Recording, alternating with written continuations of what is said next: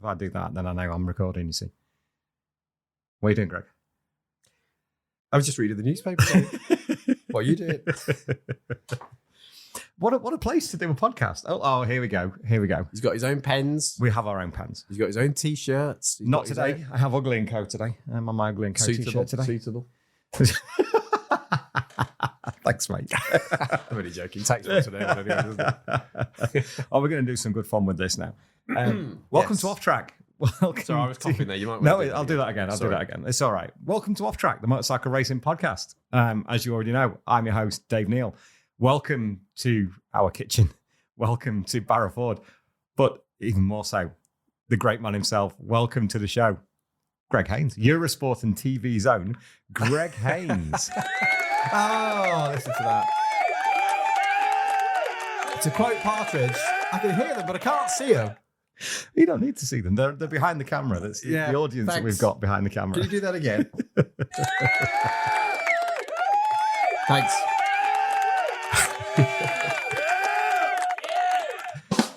Oh, dear. Honestly. We'll make sure we use that. Am I allowed to press the button? You can press I love all these colours and things. That's a bit harsh. Oh, mate, we have all. Anyway, there's all sorts of things you can. Thank you, by the way. I didn't say thank you. That could be painful. It's a good selection of. You can speak. Oh, is this affecting us? It is as well. Sounds like mini me. We really need to stop doing that. But anyway, I know it's tempting, isn't it? To just do it all the time. But thank you, David. Yes, it's welcome. Very nice. We've had a nice cup of tea. We have, which Dave prepared for me, and some toast with butter on. It's a beautiful English summer's day, which I'm pleased about because it's been a bit poor, hasn't it? It has. The weather's not been great, has it? Since Donington World Superbikes. It was lovely and warm before. Nearly got burnt again on the Thursday. Then it was overcast. It's not been cold. It's just been a bit dull, hasn't it? It has. But then today is glorious sunshine with thunderstorms tomorrow. Yeah. But here you are in my kitchen. I know. An unusual place to find you. Have you done a podcast in your kitchen before? Probably No. Thanks for inviting us up. Very pleasant viewers. You should pop along. We're in Lancashire, aren't we? We are in the beautiful Barra Ford. Where all the buildings look like Emmerdale sets, don't they? A little bit, yeah. We live in a stone cottage. Yeah, it's very nice. It's just our little nest. It's our humble abode that we. But when you walk through the village, it just makes you want to sing the Emmerdale theme to you, doesn't it? Which you were doing as you were brushing your teeth earlier on. Yes, I was actually. It's stuck in my head now. Yeah. Anyway, how are you? I'm good, thank you. Yeah, really good. Fabulous. Good time down at World Superbikes, but we'll not talk about the video footage for that. I'll probably get myself into trouble if I... But you're going to have to reveal to the viewers what you're talking about now. I will. When we went down to World Superbikes last week, we did eight chats, as you know. We had Axel Bassani and Danilo Petrucci that have come out just recently. We also had the KRT pair of Jonathan Ray and Alex Lowe's. We had Brad, we had Taz, Sean Muir, and Tom Sykes. All videoed, all were told we could video, no problem at all. And then, unfortunately, somebody else within the organisation said, actually, no, you can't use the footage. So I was so disappointed because the footage is fantastic and the chats are great. But to get the guys' facial expressions and of how they were on the chat, so it was so relaxed. The two Italian boys were brilliant. JR and Alex were fantastic. And Brad was his usual self. I worked with Brad last year, as everybody knows, and it was great to see him again, and Taz as well. But unfortunately, they're going to have to be all audio. Is that absolutely for sure? Yes. At this point, as we sit here now, yes, they're going to be all audio. So we're doing it on video, so we're not doing too bad. And I go and see Roger Marshall and Roger Burnett together at Laceby Golf Club next week. So that's going to be that's Roger. And some Clarence and things like that. Are you back in the RAF, David? It was Airplane, wasn't it? Roger. See, so I don't know films. We've been talking about films. We've been talking about TV theme tunes, which I think he's got some of later for this. But the problem is he did a little test for me last night, didn't you? And they're all American things that I don't really know. Yeah, so if we do that later, I'm going to be rubbish. Well, the laptop's here ready and waiting, so we can always see. Okay. We'll see how we get on. See how we get on. Gregory, talk to me about World Superbikes, mate. What's going on? Well, let's have a look. Ever the consummate professional. The Duke of Donny, ladies and gentlemen, is Alvaro Bautista. Who wrote that headline? Not me, I didn't write the headline, no. Because obviously Duke is another motorcycle manufacturer as well, isn't it? Although we said Duke for Ducati. But Donny's Doncaster. I didn't write that headline. I don't know who wrote it. Never refer to Donington as Donny. If you want to I very occasionally do, but quite a lot of people do, don't they? It's like calling Cadwell Caddy. It's not. It's I wouldn't say Cadwell. that, yeah. I think of golf. But this is like Knock Hill as Knockers. Do you know the newspaper? You're watching the Off Track podcast. Do you know the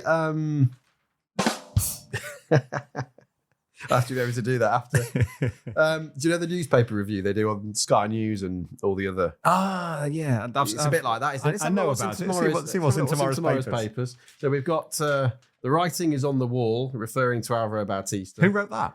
Who wrote that piece? That was MCN contributor Greg HAINES. Oh, wow. Yeah. But anyway, I'm not going to go on about this. But yeah, we basically did not much. Bautista, Top Rack, Don't Dream It's Over. That was me. Crowded House. And then a bit on Scott Redding. Also some bad headlines, of course, about Tom Sykes being injured. That's bad. That's 10 get well soon, Tom. Yeah, get well soon, Thomas. Tough one. 10 broken ribs. 3 of them in 2 places. Injured ankle. Did you tell me something to do with the pelvis? I thought I'd read something that he'd had a bit of a crack on the pelvis as well. Well, that's really bad if that is the case. Michael Rinaldi's pretty much got away with his. I saw him in the hotel on Monday morning. He had sort of sandal on his right foot. Mild concussion, they said, but he's been cleared. But apart from that, the overriding story obviously is if Alvaro Bautista can beat them at Donington, and I did think going into the weekend he might be able to win one of them. He's won 2 of them. Both of the long races. He's still unbeaten in all the long races this year. And not only that, Dave, but he destroyed them again, didn't he? I thought he just played with them. He did. I thought he was super patient. People and he just knows when he can go. It's like a cat playing with a dead mouse or something, isn't it? Yeah, it's just a matter of time. Yeah. I guess, I don't know, it's great for the show because if he stomps off to a second and a half lead after 3 laps of a 24-lap race, people are going to be switching off. We did get that's the good thing, isn't it? We did get some really incredible motorcycle racing. I thought so, but in the first half of the races, yes, I'm not going to, but better than the first 3 laps. But it was amazing. It was actually, to be fair, the last race did go down to the wire for 3rd, 4th, 5th, 6th, 7th, and those positions. It was good.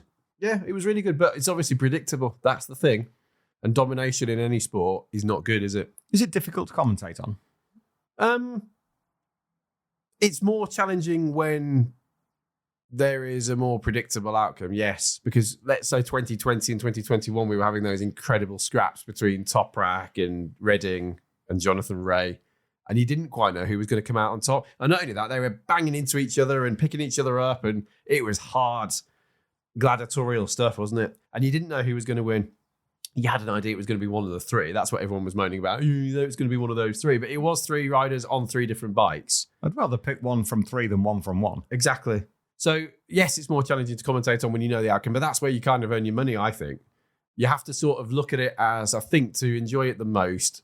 I almost see it as the preparation you do beforehand, which is days and days of prep before each event, even during the season, and weeks worth of prep before the season to get it all ready in the first place. That's the bit you paid for. And then the actual commentary, you do it for free. That's the way I sort of see it. That's not the case, but that's how I sort of see it in my mind.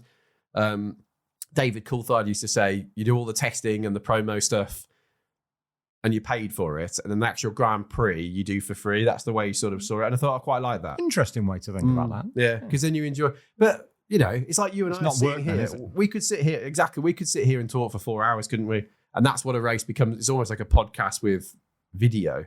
Yes. When you have got a processional race. Because the great man Murray Walker said, you're not going to have a boring Formula 1 race. Yes, you can have a processional race, and many of them can be processional, but it's still cars flying around at 180 miles an hour, or in our case, bikes flying around. Nah, that's the secret, isn't it? The thing that I often come back to this, because when you go back to Casey Stoner's kind of almost domination in 2008 and Mark in 13, 14, 16. Yeah. You miss out on, especially, you don't get it so much in motor racing because you can't see the effort putting in and what they're doing. Yeah. But the majesty, I always use that word with Casey Stoner, the majesty of Casey Stoner and Marc Marquez taming a motorcycle, getting it to do what it doesn't want to do. With the greatest of respect to Valentino didn't have to do that. No, and the Honda worked beautifully and for he him. played around with them. The Yamaha worked beautifully for him, but Casey had to make, he was crashing almost every corner, and Mark could make that Honda do things it really didn't want to do, which I suspect has put them in the hole that they're in now. And that is why, in my job at least, as the lead commentator, I hate to use that expression because a lot of people go around telling people, I'm the lead commentator on this, I'm the lead commentator on that. And yes, you are, but there's no need to go around saying that, but I'm saying it for this discussion. One more time. In the sense that Eurosport lead commentator, Gregory HAINES said. Yeah, but I'm saying it in the sense that the colour commentator alongside you, in this case, James Tozen's with us. Obviously, James can explain all that stuff you just talked about, why Bautista is doing an incredible job. And it's not just a light rider on the fastest bike. It is the lightest rider on the fastest bike. But it's not just all because of that. The way he's picking the bike up, the way he's getting off the corners. And I, as a non-rider, wouldn't be able to say that, would I? So then it's my job to make sure I can get that out of James. And James would do it anyway. But you know what I mean? Depending on who you're commentating with, you have to adapt your style. Agreed. So yeah, like you say, Stoner in 2007. Marquez in 13 was obviously a different one because it was his first year. An amazing story. But I've done a few seasons of domination, actually. Marquez in 2014, won the first however many races it was before he was beaten at Brno. Was it the first 9 races? Can't quite remember now. And then Jonathan Ray dominating, 2017 in particular, the second half of 18. And now Bautista. So it's not, of course, it's not boring. There's loads going on. And you try and break the race down as well. James Allen, who used to do Formula One and still works as the president of motorsport.com. But I grew up listening to James Allen on ITV with Martin Brundle.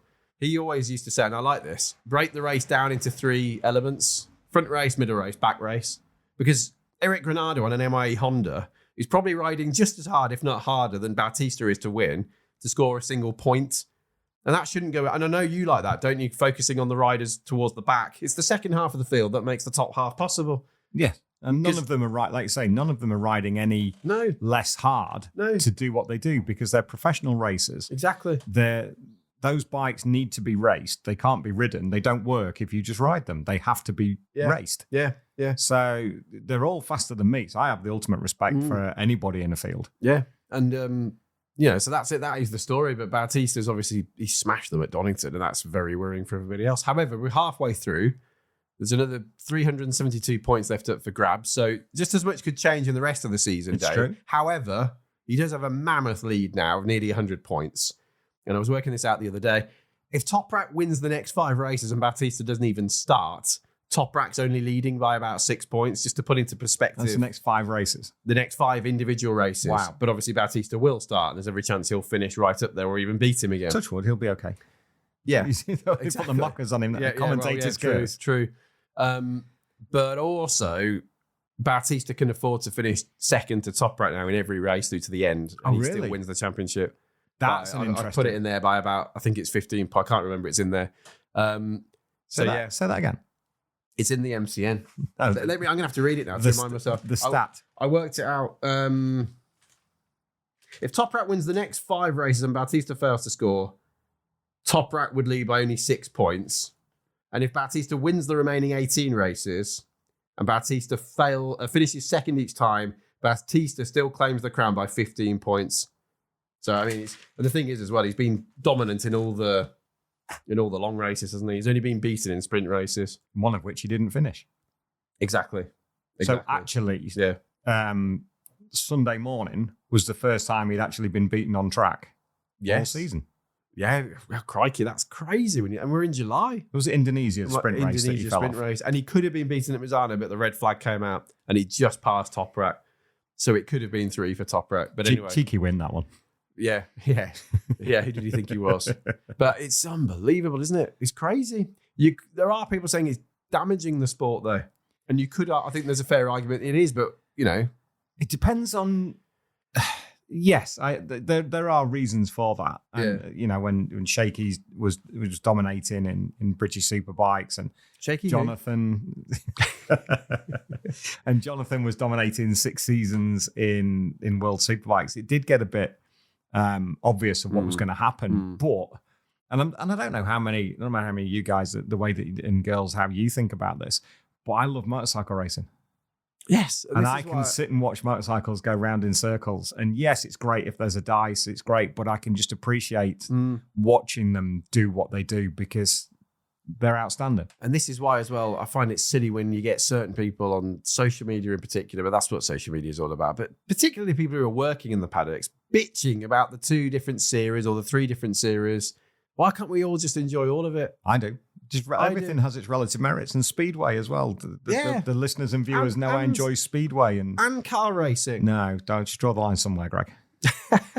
That's the difference between you and I. It is. I know how much you enjoy the 4 wheels as well as 2. And we were talking off air, weren't we, before this started about how MotoGP has been so affected now by aero. Very much. All that's come from Formula One, so it's all linked up. Well, that goes back to that article that I read in the week that we were saying about how difficult these bikes are to ride now. Yeah, compared to how they used to be, where everything's downforce, the braking has changed, how they turn the bikes has changed. Yeah. But they're not easy to ride. And to be fair, MotoGP itself is a difficult watch because there isn't an awful lot of overtaking. And it's not processional. It's not going through its best time, is it? No. Racing goes in cycles, Dave. We've said this before. I think some of the racing in BSB the last couple of years hasn't been the best at times. I'm going to get probably slated now for that. But at times, there's been a few processional races.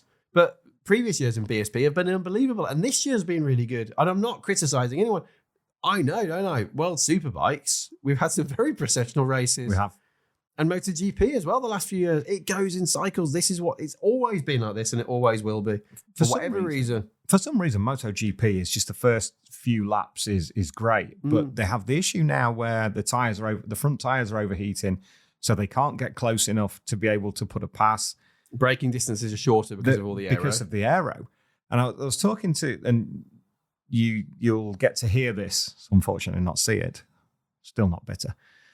You'll get to see it. Get to hear it. Sorry, in a couple of weeks.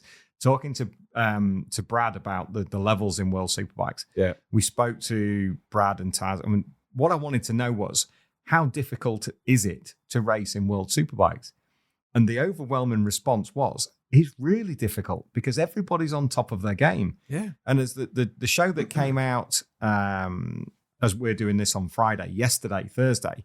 Danilo Petrucci said the bike is easy to get used to, but to find that last second to chase Johnny and Alvaro, he said it's bloody difficult. And that's from a 2-time MotoGP winner with one of the most experienced guys across all classes on the circuit. Yeah. And even he's saying it's bloody difficult to get to that level. And it should be because it's the world World Championship. It wouldn't look very good if he came in as and he is a Grand Prix winner, of course, so he's right up there. And that's what people forget about Alvaro Bautista as well. That guy used to give Rossi a run for his money day in, day out, or week in, week out, didn't he? When he was on a Grassini Honda, Rossi was on a Yamaha. That's right. That 2013 season, they were battling every race. I remember it was always Rossi and Bautista. People forget that. Bautista world champion. Was he 125 world champion? 2006. Yeah. Yeah. So, and obviously that's on a smaller bike, but he was great on a MotoGP bike as well. And people he was a bit of a crasher, and we saw that in 19 as well, didn't we? But now he's riding better than he's ever ridden before. And I think we often see in your 30s, don't you, that people really peak. I can't remember. He's young enough to still be quick, but he's old enough to have the experience to not make too many mistakes, and he rarely does these days. You'll know, Greg. You're in your 30s. I can't remember. True. So am I peaking now? You're peaking. So it's all downhill from here? Well, not yet. You've got a bit of time yet. How old are you again now? Enough. Yeah. I might have. I might be growing older, but I'm certainly not growing up. Yeah, I find that's why I'm doing this. The longer time goes on, the sillier I like to get. We found that last night in the bar. Oh, what did I do? Just enjoying the conversation. Well, yeah. With our friends that we introduced you to last night in the bar. But you've got to, life's too short, isn't it? The number of years that go by and the number of people who lose someone close to them or you lose someone close to you, without getting too dark here, you might as well enjoy it because it's not going to last forever. Say yes to everything. That's the way, within reason. Yeah, I wouldn't say that yes to everything when you're involved, David.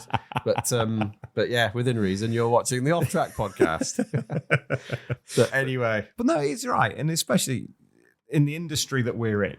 Yeah, is you have to take your opportunities when they come along. I think that's why a lot of the riders are mad in that sense, because they know. It's a bit of a cliche, but any day could be the last. Absolutely, bloody dangerous, and it might not be their fault. Exactly. It says on the ticket, motorsport is dangerous, and it does, and it is. But that's why I think we have so much respect for the lads and lasses that are out there, because it isn't easy, and it isn't easy to race motorcycles, and the efforts and the sacrifices that parents go through for a lot of the kids that don't make it. And you realise that, don't you, when you do go to the national championships, like Australia, when we've been there for World Superbikes, and primarily, of course, in BSB, you realise how many people are spending thousands of pounds as well, and they do not make it. And some of them are extremely talented. Ayrton Senna, just to go back to four wheels for 1 second, when he was asked who the greatest rival was he'd ever had, he mentioned a guy called Fullerton. And it was a guy he'd been karting with years before when he was a kid. Bearing in mind he's raced with Alain Prost and Nigel Mansell and all these other greats. And he said this guy Fullerton, who sadly didn't quite make it to the top like all they did. And it just goes to show, doesn't it? But also, another quick thing you mentioned, just to go back to MotoGP, there's been a new announcement, hasn't there, that Pirelli is to become the tyre manufacturer for Moto2 and Moto3. Yes, moving away from Dunlop. And it just makes you wonder whether MotoGP might be doing that in coming years. And that might help save some of these front-end incidents, because those Michelin tyres are so hard on the front, in the sprints in particular. We've had so many accidents this year, haven't we? Where they're on the limit for a sprint race. Maybe bringing some softer tyres in might help to cure that. But let's see. Well, that's something Jonathan said, that the Kawasaki likes a good solid front tyre, but the tyres are getting softer and softer and softer. Yeah. So it's taking his advantage away that he had with the ZX-10RR. That's one thing I think could change in World Superbikes, in my opinion. If they brought the same compounds and the same structures of tyres every single time, they can all then hone their setup to whatever they've got. If they keep changing, I remember Misano last year, Dave, we had about, I think it was 3 front options and 4 on the rear. So if you think of all the different combinations and mixing those together in the limited practice time they have, it made it very, very difficult for everybody. The thing there is, though, is that Pirelli is a championship sponsor as well as the tyre supplier, and they're trying to sell tyres, aren't they, for track days and on the road. So they have a bit of a force, I guess, to be able to bring new tyres. They're always chasing that record. They're always looking at that, aren't they? But I think if you've only got the option of an SCX or an SC0 and SC1 at the front, you'll have to just make your bike work, and then a 0, a 1, and an X at the back. Exactly. They are the options, and it keeps it. It's almost, it is control tyre, without a doubt. Exactly. But it limits, because with Alvaro he can make the SCX. Yeah. Is an SCQ as well? There's an SCQ, which there was a new Q this year, which has been used. Hello, Jennifer. Hello, Jennifer. I didn't say anything for Welcome a start, back. I didn't ever. Has Jennifer ever appeared in Vision? No, because it's the first time. Sadly for not. No, we just have to turn that camera around. She's like behind it now. There's like the mystique of this figure who's taking a picture. He's right now. Smile, Dave. Smile. Sorry, ladies and gentlemen. Yeah, thank she's you, Jennifer. back in. I think she's just been shopping. She has. I don't know where do you shop? Burnley Tesco. Okay. Sponsorship is available. Is that where, was it Burnley where that funny video was of that man on YouTube in the pandemic? Yes. So, excuse me, sir, can you tell us how you feel? He said, bloody miserable, actually. The pubs are shut. What do you expect? He was just going past Turf Moor on Harry Potts Way, I believe. Funny stuff. Yeah, you showed me that once and knew where it was. That's right, yeah. But anyway, what we were talking about, MotoGP. Tyres, black and round. Tyres. Pirelli's, SCX. So, yeah. SCQ. So, it was Bautista on the Honda who was the first to try an X tyre in a long race, which was unthinkable. And then Rinaldi won on it because Bautista couldn't win on a Honda at that point.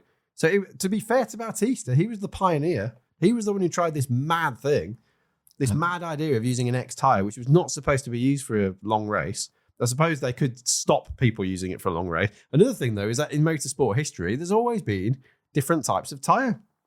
Usually a softer and a harder that you can use. So I don't know. There's people who say you should have the choice. Others say just bring one, let everyone stick to the same one.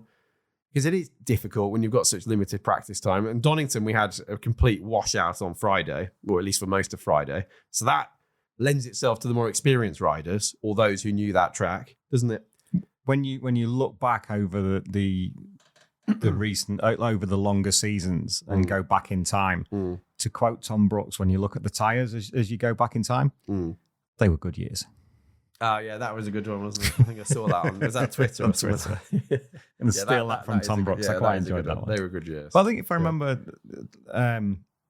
when you go right back to the late 70s, early 80s, I think if you look at old pictures of Kenny Roberts, they were the Yamaha was running on good years, I think. They were doing motorcycle racing tyres way before your time, that one, Greg. Way before. But can't remember. But there's always differences with tyres, isn't there? You know, I remember touring cars, Audi with the Quattro had a 4-wheel drive car with Frank Beard, and they ran Dunlop tyres famously, although he probably won't like me saying it. Simon Crafar won on Dunlops. Absolutely did. Donington, 98. Beat Mick Doohan and others. But as Simon will say, it wasn't all about the tyres, which of course it wasn't. But a lot of people say that was a big factor. Tyres, the most important element between the vehicle, bike or car, and the race circuit. You can have the best rider or driver or car or bike in the world. If you're on rubbish tyres, you can forget it. They take it back to 2007, 2008. I want the Bridgestones. Valentino, you can't have them. But Casey's got them. Yeah, but they're really good. But and then in 8, he swapped to the Bridgestones as well. Somebody, wasn't it Danny Pedrosa, who swapped during a season as well? Around that time, I'm sure. Which I can't imagine how. I think it was Pedrosa. It was one of the two, wasn't it? He changed in the middle of the season, which is beyond belief. From a chassis setup point of view, and from a rider feel point of view. Yeah, and it's another reason they're saying the Honda Fireblade's struggling at the moment in Superbikes, amongst other things, is that and this is the difference, of course, a prototype Grand Prix bike, and Jonathan Rose crew chief Pere Ribas always said this to me. A prototype, you start with a blank piece of paper. Yeah. Essentially, and you design your bike. Whereas a superbike, you've already got a road bike. There's certain things that you are limited to change because of the way it's inherently built. And the Honda Fireblade Superbike was designed for Bridgestone tyres, not Pirelli tyres. That's another problem they've had. But that's why they always go so well at Suzuka. Because they run the Bridgestones at Suzuka, and they've got such an incredible construction, and the bikes are built around it. Who was talking about that? Leon Haslam previously, when he raced for HRC, and they said the Bridgestones are just fantastic. And is it Hark Pro? And some of which Suzuka is it next week? Week after? Yeah, it's soon, isn't it? It's July August. already now. It's August this year. Is it August this year? Okay. But they've got Lecuona and Vieje and Takahashi. So they need a good result there because what a miserable World Superbike and Taz on standby. And Taz on standby. Yes, he's been testing for them, hasn't he? He has, and he's gone well. So with fingers crossed, Taz McKenzie will actually be racing because we've seen this in the past where a rider's tested and they're not actually racing. It's like being the sub on the bench for the whole football match. It would be great if he races, wouldn't it? It will. And I'm not going to spoil what he said in his little chat because we talk about it in there about the HRC connection and Suzuka. So. But he was smiling a lot, was Taz, which is good. Is good. Yeah. And also the interesting thing with Brad when we spoke to him, the change in electronics from riders stepping up from British Superbike to World Superbike, going from the Motec control electronics in BSB to the infinitely adjustable Magneti Morelli setup in World Superbikes, different maps, different ways of doing it. It's a huge step for anybody to step into World Superbikes if you're not already on that spec of electronics. I find the electronics as a commentator one of the most frustrating elements in a way because you can't see them. You know, I know that sounds silly, but for somebody watching for the first time, we can explain what a swing arm is. Or, a new aero, which you don't get so much of in World Superbikes. That's more a GP thing, obviously, with changes to winglets or whatever they might be doing. But you can't see the electronics, can you? You can't see them changing the map, can you? You can't see them switching where they change the map to adjust the grip. And they do rear. change it during the races. They do. In fact, Domi Agata said earlier this season, and I think he started to get his head around it better around Barcelona time, 4th or 5th round, that one problem is he's physically forgetting which button to press on the dash or which order the menu goes in. As if you haven't got enough to think about. Exactly. But it's a funny thing. You wouldn't think about that, would you, if you're just watching the race on the telly? No. It's not only which mode do I go into, but how do I do it? I suppose, say you're driving along and you can touch on your car. You can hit a button, can't you, to change the settings or look at your fuel consumption or cruise control or whatever you got on your car. I haven't got cruise control. But you can go through various things. He's forgetting, hang on, I've gone through the wrong thing. And then, now there's a corner. I'm going to have to wait for a couple more corners until I'm on a straight. crazy things like that. Then you tear off. Then you break span adjuster. Yeah, and There's all sorts going on. And then Axel Bassani flying up the inside or whatever's going on. What a lovely, lovely man he is. He's one of my favourites, and I'm not saying I've got favourites in terms of I'd rather he wins or not him, because I think the best man, but as a person, as a package, as an ambassador to the sport, he is brilliant. And he's got that cheeky little laugh he does at the end of each thing he says. He's like a mini Rossi. He is He's got the long hair. He's blooming strong. Have you seen him? He's like a wrestler. Is he? I've never seen him. No, he had a big some hoodie on and WCW wrestler. No, he's good. He's a great character. Very, very happy when I met him for the first time at Donington. He was so accommodating. We just had the 10 minutes, as you do. Yeah. For anybody wondering, and I think we explained it at the start of the audio of the previous episode, but in BSB, we're quite fortunate that we can just sit down with the riders and we can do it for, an hour, 2 hours, whatever time they want, however long they want to chat for. Yeah. But at world level racing, it happens on a Thursday. You have this time slot because somebody's in after you. Yeah. And there'll be somebody before you. Yeah. So you have to stick to your time slot. That's why we only got 10 minutes with the guys. And it was the same at KRT. We got there a couple of minutes early. Jonathan was still sat down with one of the journos, and then he had another one downstairs after he'd finished with us. So that's why the chats tend to be sort of 10, 12 minutes. But we were lucky with Taz and Brad. They just came to sit with us because their PR people were like, it's fine. And that's what's brilliant about it. It was really good. BSB, isn't it? You really, really grab good. people. And you can do it to an extent in World Superbikes, but like you say, it's far. And MotoGP even more, and Formula One even more than that. You got to play the game, haven't you? If you want to make any kind of progress within the sport with the podcast, you have to play the game with the PR people. But Axel Bassani, what a charming, outgoing fella. Yeah. And his English is far better than my Italian. And his mate, he comes with his really friendly Lisa, the press officer, who I'm guessing you dealt with at Motocorsa. Only over email. She had to go to the airport to pick somebody up. So she left me with Axel. Oh, that's nice. But I still did just the 10 minutes because I'm nice like that. Yeah, you didn't take the piss. Yeah. No, he is nice. You stuck. Yeah, nice. So was it a good interview? Yeah, I enjoyed it. Just a 10 minute. He's a really good guy. And then the same with Danilo Petrucci. What another great guy. John McGuinness said some funny words in that paper again. Sorry to keep mentioning it, but now it's there. Keep seeing it. But McGuinness said, you know what John McGuinness is like? John McGuinness, by the way, one of the most humble people in the whole sport. Bearing in mind he's won 23 TTs. It's incredible. He'd have every right to have a bit of an ego, to be fair, but he hasn't. Not a single. John McGuinness is fantastic, but he said he met Danilo Petrucci. He said he described him in there as slightly unwashed look about him. Classic McGuinness. Petrucci's brilliant. Brilliant. I'm so pleased he got on the podium. Oh, podcasts make you faster. Did you know that? Probably. This isn't the first time that it's happened where somebody's been on the podcast. Then next time out, they've either won or gone on the podium. Yeah, of course, because you were just speaking to him before the weekend, obviously. That's right. Yeah. So, it's coincidence more than anything, but podcasts make you faster. So now you know. Sorry, I probably shouldn't be pressing that button. Can press what you like. You can scroll through. There's all sorts of they're clever, these things. Yeah, there's a few little different things. I don't know where you can go. That kind of thing. It could be used for some sort of quiz.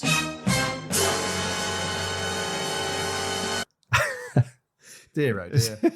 No, it's good. It's like the sound audio is good. But they're clever, these things, because it's like a radio station. It's like your own radio show. It is a portable recording studio, yeah. And you can fade things up and down and press buttons and bring music in. Exactly, so now you can only hear me through his microphone. Yeah, cheeky. But which one's yours? Is that yours? Always number one, mate. Yeah. Always Mike number one. Always number one. Alistair Griffin. Do you know that track? Classic track. What? Always number one. Alistair Griffin. Music song. 1970s? No. 2000s, 2010s, in fact. Oh, yeah. After my time. I'm stuck in the 80s. Number one. I am stuck in the 80s and 90s, mate. Well, me too, as far as music's concerned. But there's some classic stuff, though. But yeah, there you are. I can't remember what we're talking about with the bikes now. Electronics. Oh yeah, well that's it. I was just saying you can't see them, so it's a difficult thing to be able to put across. But it has such a massive bearing, doesn't it, on tire consumption and saving your tire and what else have they got? Slide control, anti-wheelie, traction control. What you can hear, of course, is the do when the traction control is cutting you.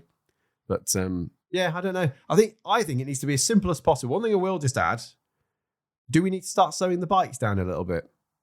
Now, this is a controversial topic, probably, because we want to go as quick as possible. But let's just say now we're lapping, I don't know, 3 seconds quicker than we were a few years ago. Does that mean we weren't enjoying it a few years ago? And are we not enjoying it now because we're going 3 seconds slower than we will be in another 2 years' time? I don't think so. So I think if you don't slow them down too much, and how do you do that? Bring different tyres in or different, I don't know. Limit the electronics. The reason I'm saying this is because I think we're going to start outgrowing circuits. Why have we lost so many classic circuits over the years primarily? Too dangerous. Too dangerous. And why are they too dangerous? Because the bikes have got quicker, Greg. Exactly. This is the thing. And it's a shame because if you look at the Polo Spargo accident from Portimao in MotoGP at the start of this year, he wouldn't have hit that barrier had he not been going as quick as he was. I'm not saying you need to slow them right down to Moto 2 levels or whatever. No. But I don't think the crowd or the viewers at home are going to enjoy it any less. If you're a second or two a lap slower. Yeah, you don't want them so much so that you can actually notice it. No. Obviously, manufacturers, tyre manufacturers and so on are chasing lap records. I'm just thinking from a safety point of view because they will start outgrowing some of these circuits. But then do they not go then for outright acceleration rather than overall power? Would they not go? So you're going to be exited. They'll find a way to because it's the pinnacle of motorcycle racing. They will find a way to mitigate. They've done it so many times. The organisers will try and slow them down, and they find ways to go quicker. And the engineers will find ways to go quicker. It's a challenge for them, isn't it? But they do need F1 brought grooves into the tyres in 1998 as a way to try and slow them down a bit.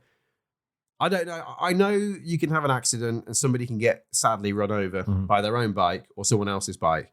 That, unfortunately, is always going to be possible. It's regardless of the runoff. You can have that happen at Cadwell Park or Qatar, which has got fields of runoff, basically.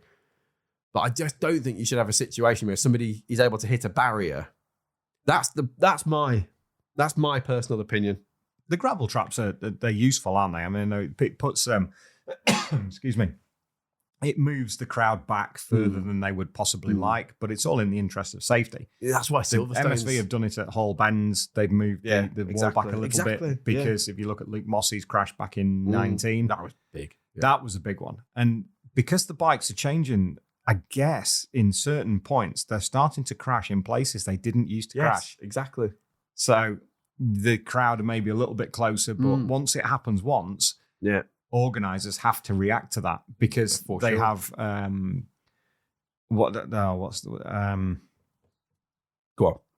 on, keep talking. I can't. I'm trying to work out what safety things. What do they call precautions? Safety barriers. Yeah. But you have to go through the form to check it. Okay. Completely forgotten what it's the tick sheet. I'm trying to think what he's trying to say now. People are going to be screaming at their both at their devices and at their TV screens. Anyway, carry on. Prerequisites or safety. We'll come back to it. But yeah, there's a number of standards. I used to do them as well when I worked at the cardboard box place. What are you trying to say? A safety thing? Yes. Where you tick. Yeah, you have to check everything to make sure that it's right. Risk assessment. Risk assessment. Risk assessment. Thank you, Gregory. Yeah, you have to do a risk assessment for everything. Once something happens, go through and make sure that doesn't happen again. Eliminate the cause. That's all I think. I think that took some doing, didn't it? Sorry, we got there in the end, didn't we? I just don't know. I don't know what you think. Am I being a bit too health and safety? Because I know it's extremely dangerous. Of course it is. That's part of the attraction of our sport. Don't get me wrong. And I'm not saying we need to send them down. This is too dangerous. Somebody's going to get hurt. That would be a stupid thing to say, wouldn't it? I think there's a few schools of thought for MotoGP at the minute, which why are so many riders injured? Well, half the field, I think, have broken something or missed a race. Yeah. I think it's because part of that is they're having to override because it is so difficult to overtake. It is, and that's the hardest thing, isn't it? And that's to make a race, you have to have overtakes because otherwise it's just a procession. And then you're looking at and you're marveling at engineering that you can't really see. Do you want fully open regulations like they did with Group B rallying in the 1980s, which was incredible, but ridiculously frightening? But you also had a string of fatal accidents. Henry Toivonen and Cresta, and the car burst into flames, and the car going into the crowd in Portugal because the crowd were trying to touch the cars when they went past and it rolled over and took a load of people out. Do you want unlimited speed like that where there are basically no regulations, you can do what you like? And it would showcase who the best engineers are, there's no doubt about that. It would. And the best riders probably on the best bike. Or do you want to show? And And that's what MotoGP's been the last few years. They've even created tyres at times to make sure the field's bunched together. Sports entertainment. And that's it. It is a show. It's show business at the end of the day, as well as being a sport. I agree. Aggo used to win races by 2 laps on the old Hockenheim. Which beggars belief. It beggars belief, but he's obviously revered when all the magazines and papers used to come through and everyone used to read about it on the Wednesday to find out the results. That wouldn't work now, would it? No, of course not. In the day and age of television. No. And social Netflix media. And social media, somebody winning by 2 laps. And people understanding more of what goes on in a paddock, and because we've got so much more access these days. Yeah. When your likes of Halewood and Aggo were winning, you had to wait until the Wednesday for the newspaper to come out to find out what was going on. Yeah.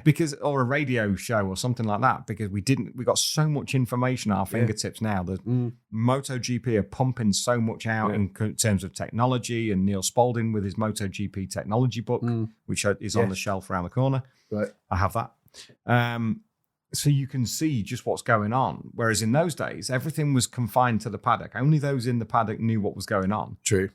So in the between the organisers, so he was like, "Wow, this guy's invincible," but he might have had an overboard engine or something like that. Yeah, that's true. You don't know. Yeah, and they're obviously he was on the best kit without a shadow of a doubt. Yeah, but I also think then they need to just maintain the balance, because I think what happened in Formula One in 2021, when it came down to the last lap, and that crazy situation with the race being restarted and only 4 cars being let past the safety car and the others weren't. That was the other way. Whoops. That's when Drive to Survive blurred into the real life racing, and that's bad. That shouldn't be happening. No. In my opinion. That's when the whole fictional side of it blurred into the reality. That's almost and you lost the pureness. That's your 2015 for MotoGP, isn't it? It is a bit. A little bit. It is a little bit. Yeah. Because that's probably the biggest. Yeah. It's not scandal, but that's the biggest talking point. It was a scandal, though. You think? It was a scandal? Well, yeah, of course it was. The most famous rider possibly ever to have lived was accused of kicking somebody off who wasn't even fighting for the title. And I don't know if we're allowed to talk about this anymore or not. Well, of course we are. Of course we are. But a lot of people still say he kicked him off. He did. I think he did. His leg moved. Yeah. But it could have got caught up with the bike, but it looked to me as though it was as a deliberate movement. I stand to this day. Well, and please don't unsubscribe. It's just my opinion. And even let's just get this clear. Even if he didn't kick him off, he ran him out to the side of the road. Oh, he was already out on the marbles anyway. It was dirty. A fascinating race. It was and a fascinating championship. And it was the best thing that's ever happened to MotoGP, probably, because it was all over the front pages of newspapers, let alone the back pages, especially across the continent in the MotoGP's biggest audience in Spain and Italy. Absolutely. Became front page news. Yeah, but all over. That was being talked about everywhere. Gazetto and La Marca. But that was being talked about outside of racing press, wasn't it? Which is rare. It's unusual for MotoGP. Unless you have a for motorcycle fatality. Racing, that's the problem. That's the only thing. It's the same with the TT, isn't it? There was the video I was watching the other day. It popped up on, I can't remember what it was on Instagram. But 2 people were talking about the TT. Had clearly never been.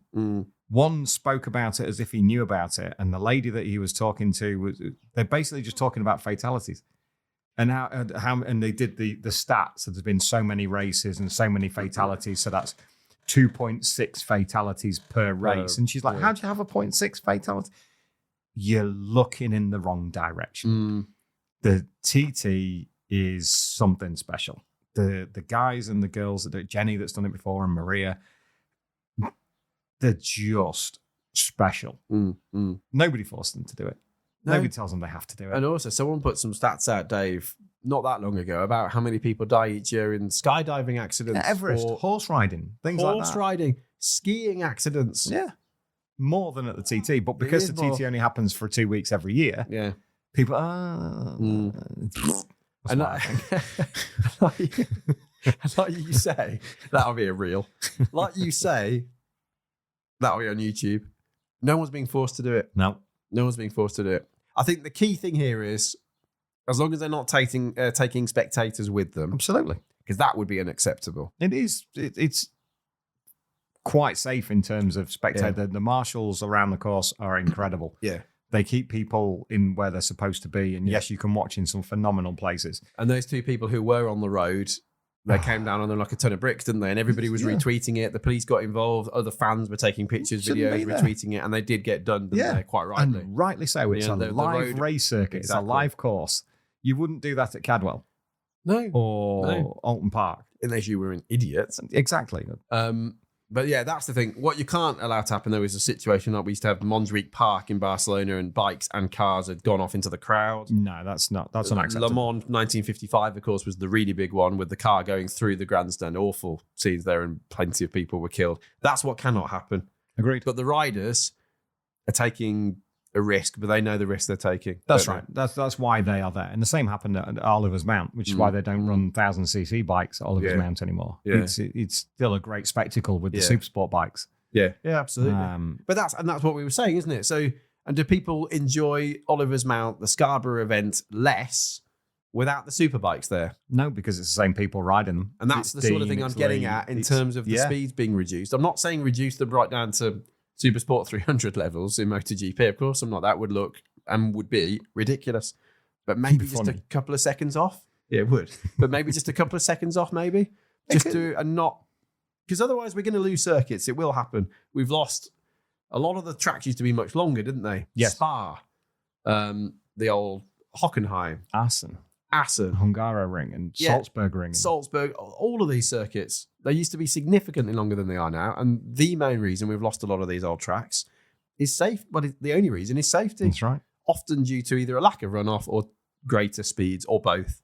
The old Hockenheim was something special. One of my very favourites. Was it? Yeah. Oh, someone said, well, it was you, wasn't it? Who said to me recently, or was it maybe it was Rich Jarrett on Motorpod said, if you could bring a circuit back, it was Rich. If you bring a circuit back, which would it be? And my first answer was Hockenheim, the old Hockenheim, which we can't because it's been destroyed, sadly. It has. So I went for Monza in the end, although you couldn't really race bikes there because that first chicane's too dangerous.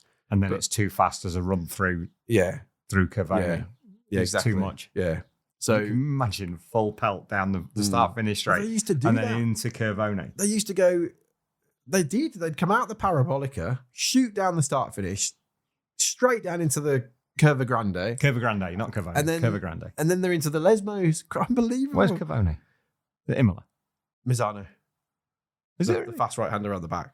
The three fast. That's the one. Yeah. The first one. Now, it used to be the last one, obviously, but it used to go the other way around. Yeah. That's it. Corner names. I love corner names. You were doing that on our little wall display earlier on. Once you realise what circuits they were. Yeah, I know. It's weird at first when you don't see the arrow for where the start line is. It takes a second to realise which is which, doesn't it? That would be a good little quiz actually one day, wouldn't it? Which circuit's this? Just circuit maps. Basic idea, I know, but no, I like that. Better than TV theme tunes. I do like my theme tunes though. I know you do. I know. We'll have a look at those. We've been on 47 minutes. I know. Already. I saw that before. It was on 36 minutes. I can't believe 47 minutes. I think we have a trip into the Yorkshire Dales to do. So shall we have a quick crack at these? A trip into the Yorkshire Dales. Because I was singing the Heartbeat theme tune, but he told me that was the Yorkshire Moors apparently. Yeah, it is. That's the other side. That's so Emmerdale's the Dales. It's in the Dales. This is. Can I just say, viewers / listeners, this could be rubbish. Because I like my theme tunes, but I think he's chosen a selection of ones I don't know. I'm going to make sure that this plays. It's actually working. It might not even play through this. So right, you're going to have to wait and see. I don't know.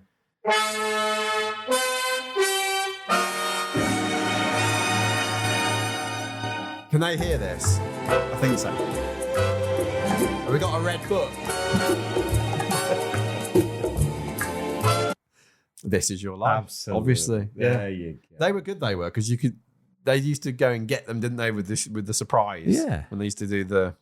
Can you believe we're doing TV themes on the podcast? No, not really, but why not? It was the first time for How about this one? Cold outside, Red Dwarf. Fantastic. I didn't really ever, although I do love the theme tune, I never really watched Red Dwarf. Oh, really? Yeah. I can fade these in. But I did watch. So have they not been hearing these? Yes. No, they can. No, the listeners and viewers can hear them, but instead of having a sharp finish and a sharp start, I see what you mean. I can fade them in professionally in a broadcasting kind of way. Yeah. Okay. I've got 2 out of 2, so I'm surprised. Let's have a list. Here we go.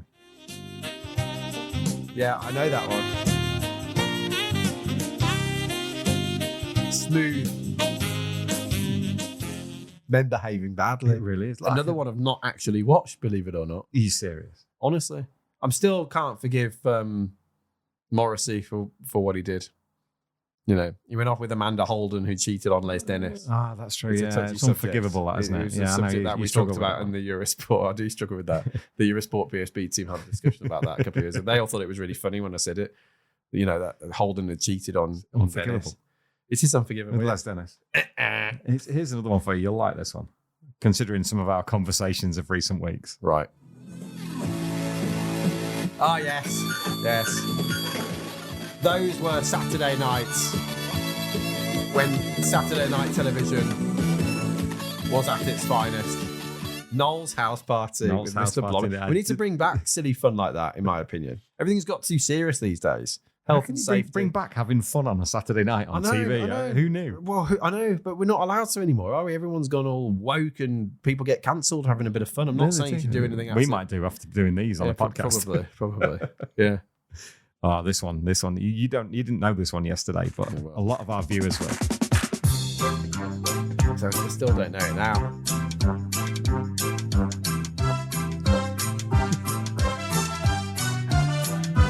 Oh, I think I remember what it was now, but only because you told me, so I'll let you. Kickstart. Yeah, that's what it was, wasn't it? With Peter Purvis. But most people watching Trials, right? Those that are similar age to me will remember watching that on tea time coming in from school. Can you put that on again and do the dance again? No. Absolutely not. For anyone who's listening to the audio version, go back and find the video of this at approximately 51 minutes in. Dave did an incredible dance. Yeah. I used to watch this every Sunday night. Heartbeats, why do you miss when my baby kisses me? You're watching the Off Track Podcast. Classic. This is going to be. This is either going to tank, or this is going to be absolute podcast gold. Heartbeats, why does a love kiss stay in my memory? Did you watch Heartbeat? Yeah, classic. I thoroughly enjoyed it right from the beginning with Nick. What's his name? Nick Berry. And then it changed to the other guy, Nick Berry of EastEnders fame originally. Indeed, and Harbour. Was it Harbour Lights? He did something. He did something else. Probably. Oh, that was no, this one. This is a bit of a nod to my good friend Rick English. Okay. Hello, Rick. I'm not the kind to kiss and tell, but I've been seen with Farrah. I've never been with anything less than a 9. So fine. I've been on fire with Sally Field, gone past with a girl named Bo, but somehow they just don't end up as mine. It's a death-defying life I lead. I take my chances. I die for living in the movies and TV. When it's American. It is. Go on. It's the Fall Guy.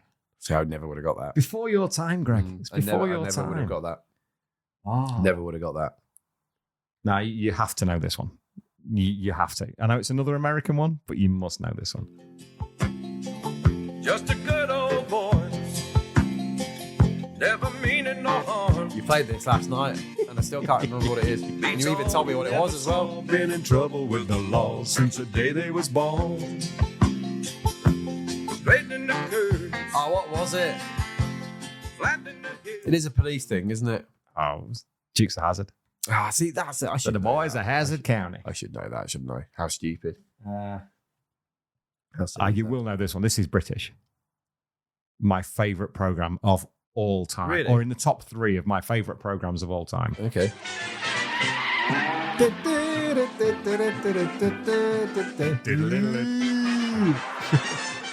E1. Sport with life. Honestly, this is podcast golden. How did they get away with that, really? I have no idea. Bullseye, of course. Even Jim Bowen said, I do not know how we got away with it. It was rubbish. But it wasn't rubbish. It wasn't. It was absolutely brilliant. On a Sunday night. You, Crystal decanters. Oh, is that Hello, Hello? Yeah. What was his name? Pierre. It is Pierre. Leclerc. It was Leclerc, not Charles Leclerc. It is Charles Leclerc. Yeah.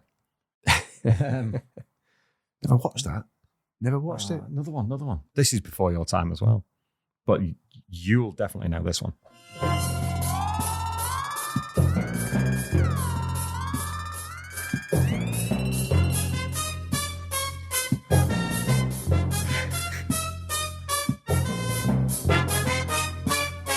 a bit of a long intro to this one. Say what? Now.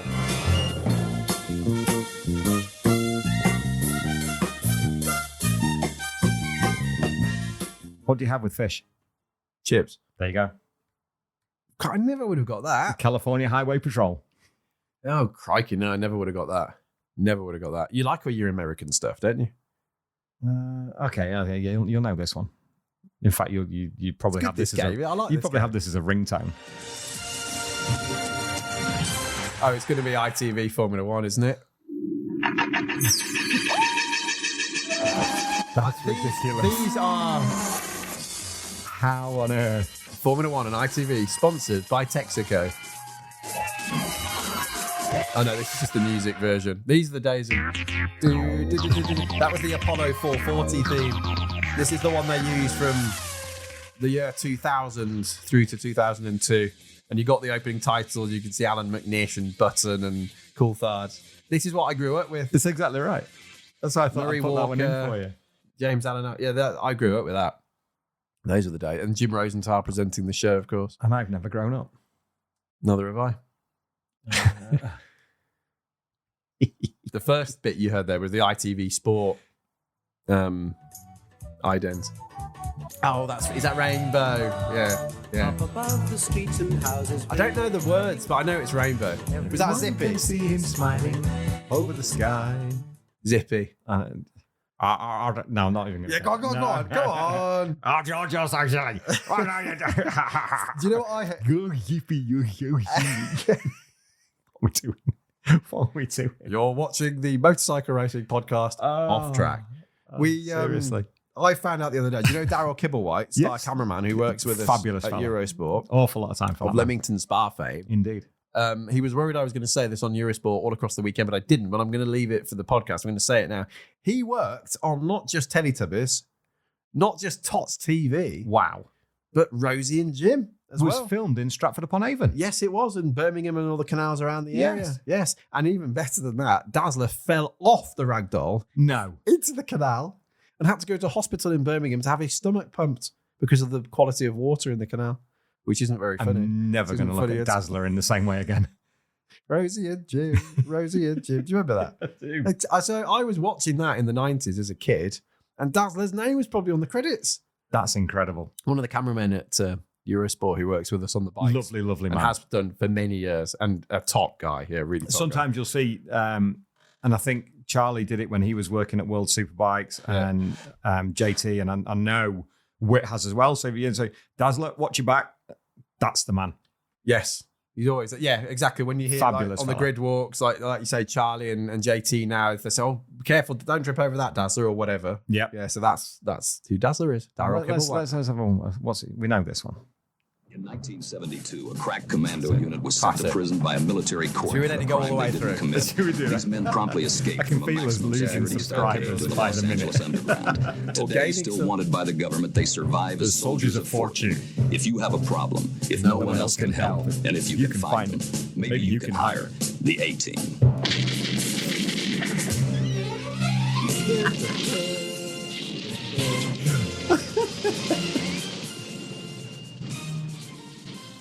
I can feel Ben Curry watching this and go like, why aren't I part of this? That's because you're at Snetterton, mate, and we're not. Exactly. We're not at Snetterton this weekend. As you can tell, being in East Lancashire on a Friday. They were singing the A-Team A-Team theme tune instead. Oh, dear. Okay, the very last one, because you this tickles me because you know this for a completely different reason. And this is one of the most iconic theme tunes of the 80s.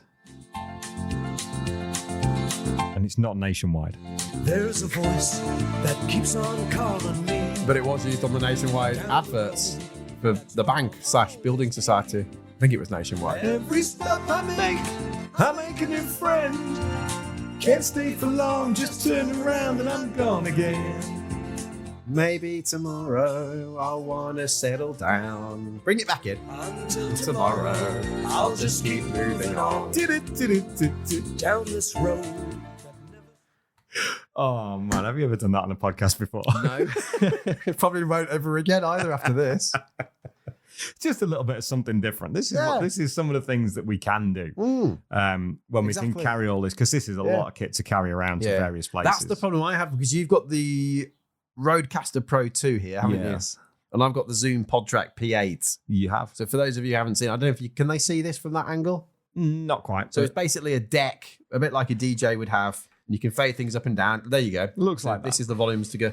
But obviously, as you can see, it's pretty large, and you can't exactly carry that around everywhere. No. It's the only downside with them, isn't it? It is. No, hang on. Wait a minute. What's that? Missed. Oh, it's gone now. Yeah, it's gone now. Right. No, sorry. What was that? It was a Davey Todd TT flyby. Oh, was it? So if anybody wondering where the audio comes from, I ripped it off YouTube, and it's Davey Todd at the CT. Good sound. I've got to get to the Isle of Man at some point, haven't I? But so we don't actually know how many of those theme tunes I got right. Did you see how he had to do that twice because it failed the first time? Oh, honestly, it's little things that amuse. It's just that. Isn't it? I love that sound. That's the sort of sound like you know, if your brother's in bed or something and you just get it on a loudspeaker and take it in and just go. You probably get punched in the face. And happy birthday to your brother for tomorrow. Oh, thank you very much. Yeah, 8th of July. 8th of July. We'll be celebrating that back in Warwickshire. Indeed. He will be 32. 32. He catches me up because I'm 33. Indeed. So he gets one behind and then I pull one ahead again. On the 31st of October. Correct. Thank you, David. Thank you for that. So that's when Gregory's birthday is. Halloween. That you made it that far. Thank you. Thank you. Thanks. I was going to ask. Stop now. Thank you. I was going to ask who you share your birthday with, but I'm not going to. Oh, no, don't do that. No, I won't. No. Yeah, I share my birthday with a somewhat sinister, who is now dead, celebrity. Yes. So we'll find somebody who's more positive that you can share your birthday with near at the time. That's not good. That is not good. Although I did tell you. You did. I wish I hadn't now.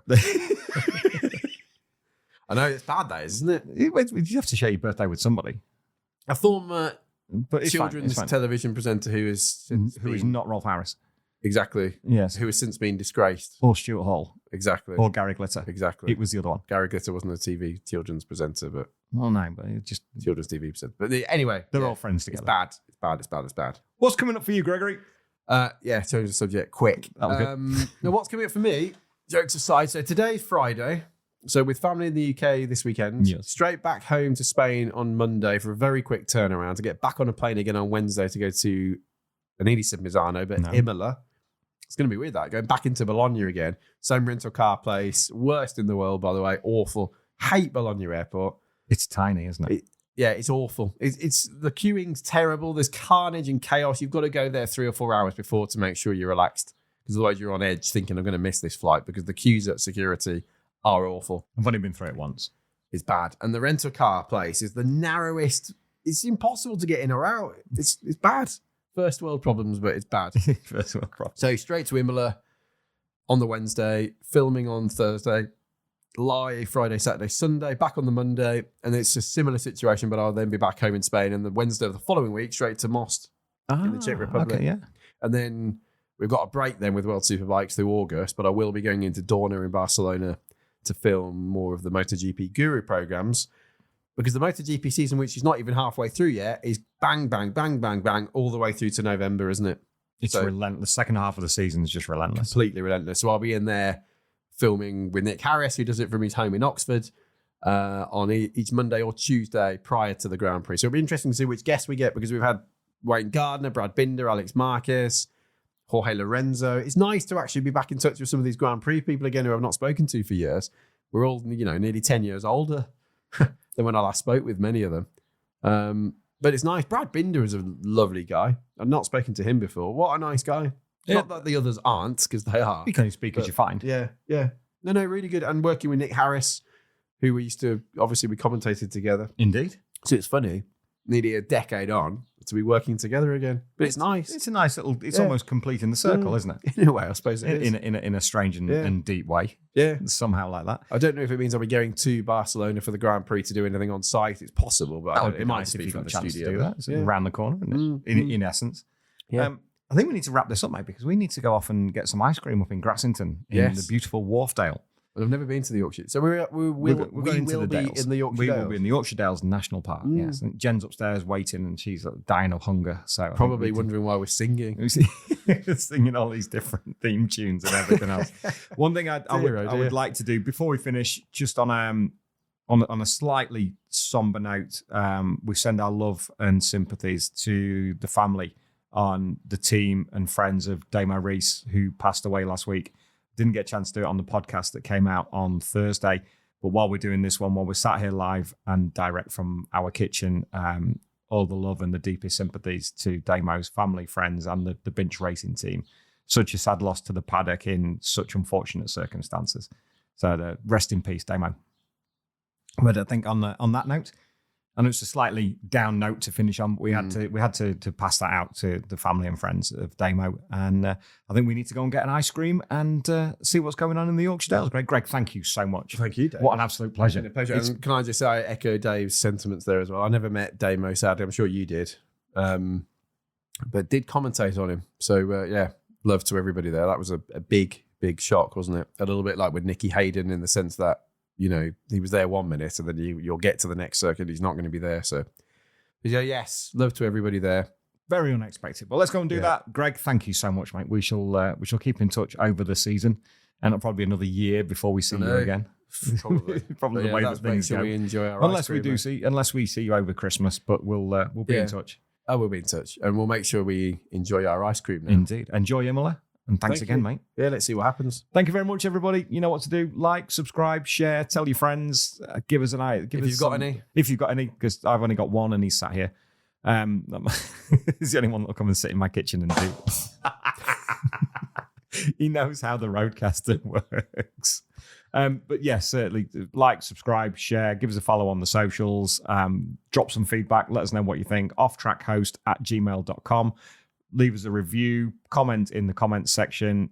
In there, you'll find the links to our HMY merchandise, to our Patreon page, to all the guests' social media handles as well, mine and Ben's as well.